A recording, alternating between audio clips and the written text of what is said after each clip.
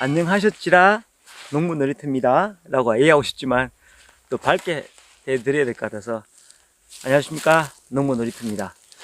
오늘은 지난 시간에도 계속 이어드렸습니다. 이론과 실기수업을 병행하면서 도장지의 필요성에 대해서 계속 말씀을 드리고 개진했습니다. 오늘은 도장지를 활용 못했을 때 나무에 일소피를 입었을 경우에 나무에 어떤 위험성이 있는지에 대해서 더 짚어보도록 하겠습니다. 이 밭은 어르신들 밭인데 도장지에 대한 우려를 계속 제가 동네에서 마을 이장입니다. 그래서 복숭아, 감에 대해서 계속 좋은 얘기를 또 이렇게 자꾸 개진해 드려야 됩니다. 그래서 오늘 또 영상도 찍을 겸 이렇게 나와 봤고요. 이 나무, 복숭아 나무를 한번 쭉 보십시오. 일소피해를 입었을 경우에 어떤 일이 일어나는지를 한번 말씀을 드리려고 그러는 거예요. 그래서 일소피해를 입어서 나무가 거기 윗부분이 갈라져서 터지고, 또 나무가 자꾸 갈라진 틈에서 수분이 들어가서 썩어서 문드러졌을 경우에 어떻게 대처해야 되는지도 말씀을 드릴게요.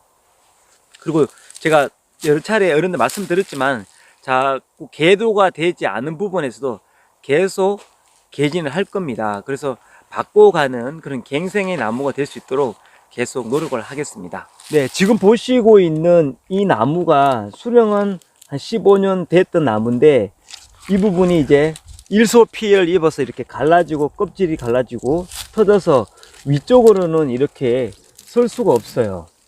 설 수가 없어서, 그래서 이쪽 나무들이 자꾸 마르고 갈라지고 터져서 이 나무가 앞으로 여기서 부러질 거예요. 지금 이 나무가 살아있는 것은 이 밑둥밖에 없습니다. 여기 보시면 살이 붙어 있는데 이렇게 밑둥밖에 없어요. 그래서 장렬하는 태양에 그늘을 마련하지 못하거나 이 윗등대에 세포층이 있어야 되는데 세포층이 없기 때문에 이런 현상이 일어나는데요. 이럴 경우에는 방법이 있습니다. 방법이 있으니까 너무 심려하지 마시고요. 이럴 경우 어떻게 하냐면요, 대책은 이렇습니다. 물론 여기에다가 중간에 나무를 유인을 해서 이 등대를 가려주는 방향을 유도해야 됩니다. 복숭아의 가장 큰 그것은 햇빛에, 모든 나무 그렇습니다. 햇빛에 그늘이 너무 많이 가려지면은 여기에 꽃눈부나 또 이렇게 자마가 형성하지 않습니다. 물론 복숭아는 자마가 없습니다만은 감나무든 뭐든 간에 그늘이 너무 많이 가려져 버리면은 나무가 일소피해를 막을 수는 있지만은 가지 형성이 안 된다는 그런 것도 있으니까 주안점을 두시고 말씀을 드리는 겁니다. 이럴 경우에는 여기에다가는 접붙이기를 해야 됩니다. 두 번째로는 여기다 도포를 발라서 처리하는 방법이 있는데 그거는 아주 미봉책입니다. 그래서 여기에다가는 척지에다가, 여기 보시면은 나무에 여기는 여기까지 살아 있잖아요. 살아있는 이 척지에다가 도당성 가지라고 지난 말씀을 드렸죠. 접붙일 때는 볼펜 굵기보다 좀 굵은 도당성 가지들이 좋아요. 잠깐만 기다려 주십시오.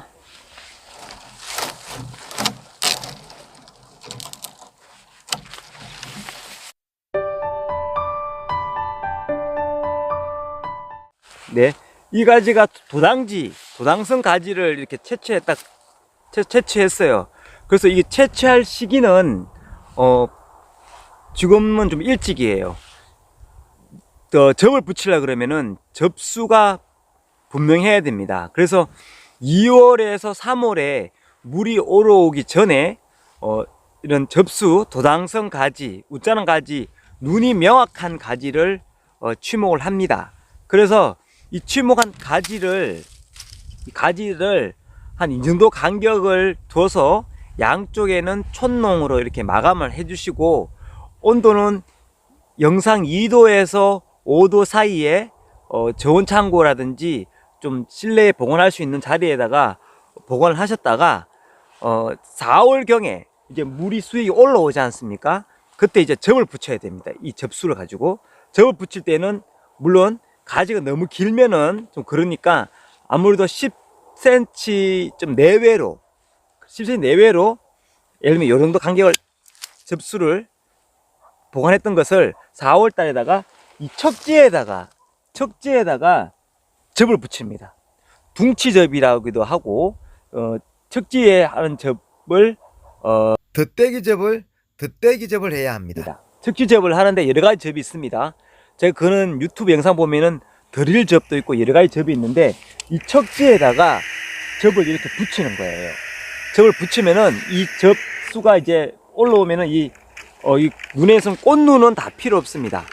꽃눈은 지난 시간에 말씀드렸다시피 이렇게 통통한 쌀알 모양으로 생긴 것은 꽃눈입니다. 꽃눈은 필요가 없어요. 꽃눈은 필요 없으니까 여기 중간에 뾰족한 게 있어요. 이렇게 양쪽으로 치우면은 이렇게 뾰족한 요게 잎눈입니다. 여기도 마찬가지 꽃눈만 제거를 하시면 눈에 보이죠? 여기 잎눈입니다. 잎눈이 명확한 것을 접수를 가지고 척지에 접을 붙여서 여기 도당성 가지처럼 만들어서 등대를 갈아 주셔야 돼요.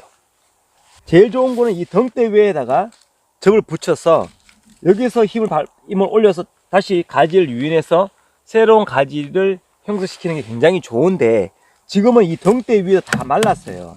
이 가지가 다 말랐기 때문에 지금은 척지를 이용해서 이쪽으로 가지를 최대한 힘을 실어서 다시 주지 형성을 만들어가는 과정이 필요하다는 말씀을 드리는 거예요. 그래서 이 장렬한 햇빛에 그늘을 가려내지 않으면 이 다 말라서 나무가 죽는 모습을 제가 보여드리는 거예요.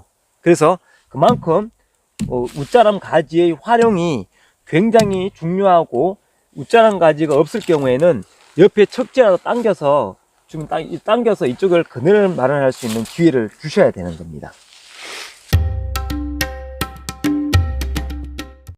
네, 지금 여기 보이시죠? 여기가 등대가 다 말라서 척지에다가 요것처럼 접을 붙인 상태입니다.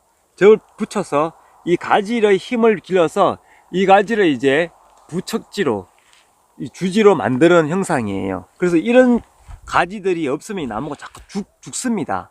그래서 이 나무의 형질이 좋지 않다 그러면은 척지에다 접을 붙이든지, 아니면은 요 위에가 죽으면 괜찮다 그러면 요 위에다 접을 붙이셔갖고 이것을 실어서 점차 도상성을 키우든지 해서 이 가지가 주지가 되어서 나중에 이 가지가 쭉 나아갈 때 이 가지를 드러내야 되는 작업인 거예요. 그래서 접 붙이기를 기술을 꼭 익히셔야 됩니다.